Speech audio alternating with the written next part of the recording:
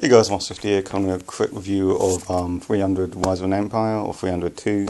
I guess you can't call it 302 because then the title would read 3002, but yeah. Anywho, just to let you guys know, also when I done my 300 review, I forgot to mention, that was actually quite a significant film for me, because that was the first 15 rated film I saw at cinema. Quite a sentimental film, sentimental moment and all that shit. But yeah, Machete was my first 18 rated film as well, in case you're wondering. So yeah, 300 has its place in my heart and all that shit. But yeah, so going into 302, I honestly didn't really have much expectations at all.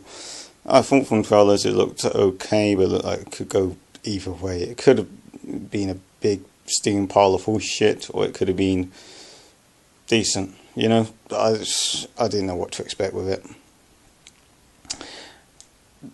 Mainly because of, from what I could tell, the storyline was not following the path I expected it to follow. But yeah, and anywho, with that said, let's get into actually reviewing the film. So the storyline, as I said, it was not what I expected.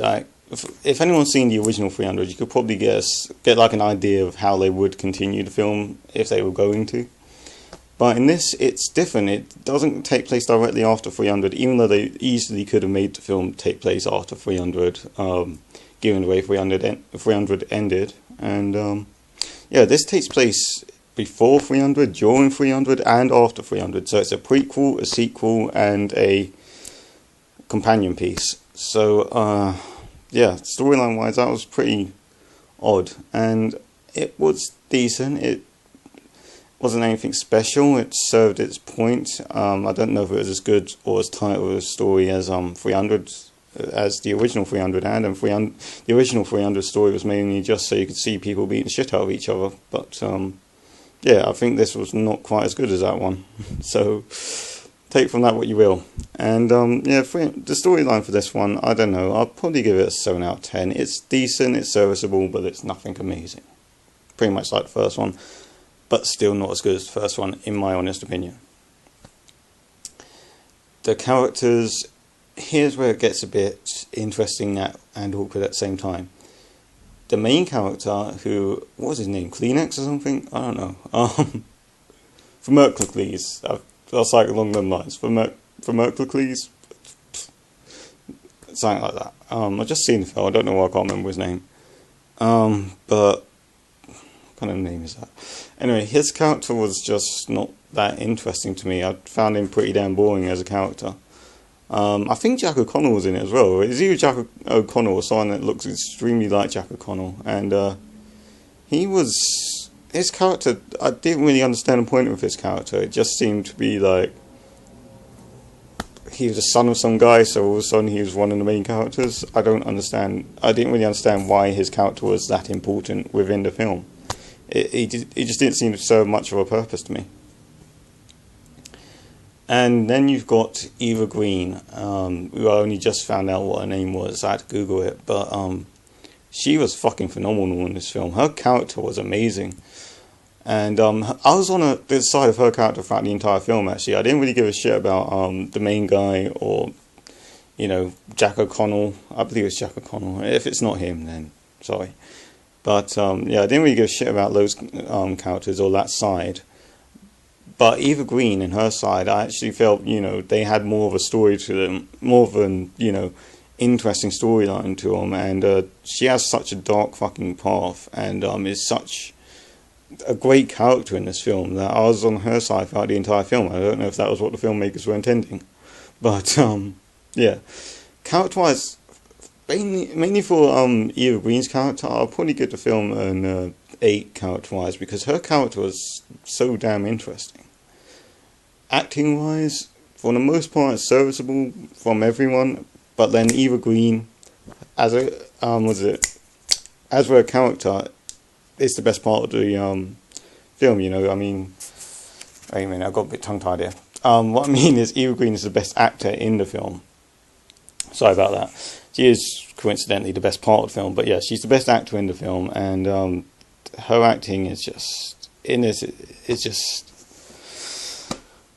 oh no man, the amount of energy and like, you know, heart she brings to her character in this film is fucking phenomenal. Everyone else does a decent job. You know, they basically just do what everyone in the first film done. But Eva Green's character is so complex and has such a dark past, and she just, the way she acts out this character and you know, gets across the character's emotions and shit is just fucking phenomenal. And yeah, her acting in this film elevates it. So I mean, acting wise, probably give it a 9 just because of how great her acting is in this film. And now probably the reason that everyone's going to see this film: the violence, the gore, the blood, everything.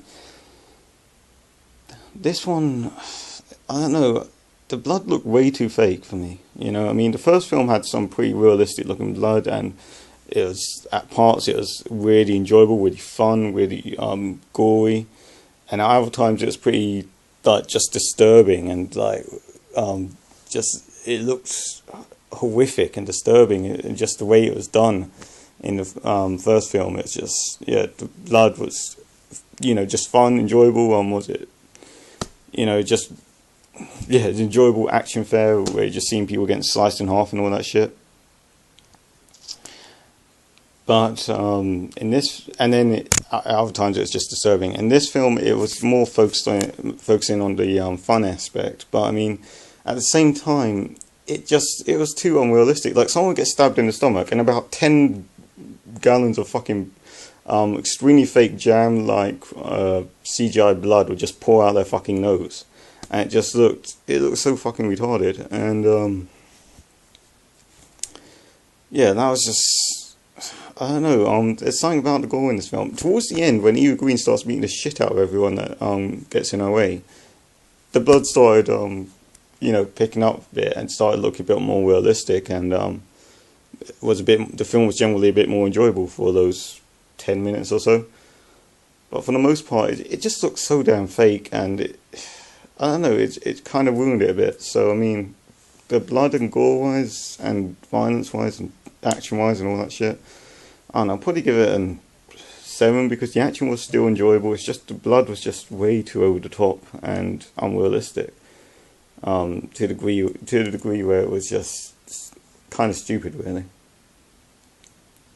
But yeah, and overall, guys, I enjoyed 300 Rise of an Empire, but I did not enjoy it anywhere near as much as the original 300. It didn't have the I don't know. There's just something about it that just wasn't as good as the original 300 for me, and it's mainly the violence and the way that was done. The character of Eva Green's character in the film, and her acting in the film, is the best part of any of the two films. But apart from that, you know, the rest of this film just is really kind of dull, to be honest. And yeah, I don't know. I'll give it a 7. It's somewhat recommended, but don't expect anything as good as the original 300. So yeah, guys, I hope you guys enjoyed that. That was a bit of a fucked up review and a bit of a ramble, but I'm sorry about that. So yeah, next review, I'm not sure what it'll be, but yeah, I've rambled enough. So yeah, that's Marcus 50 signing out.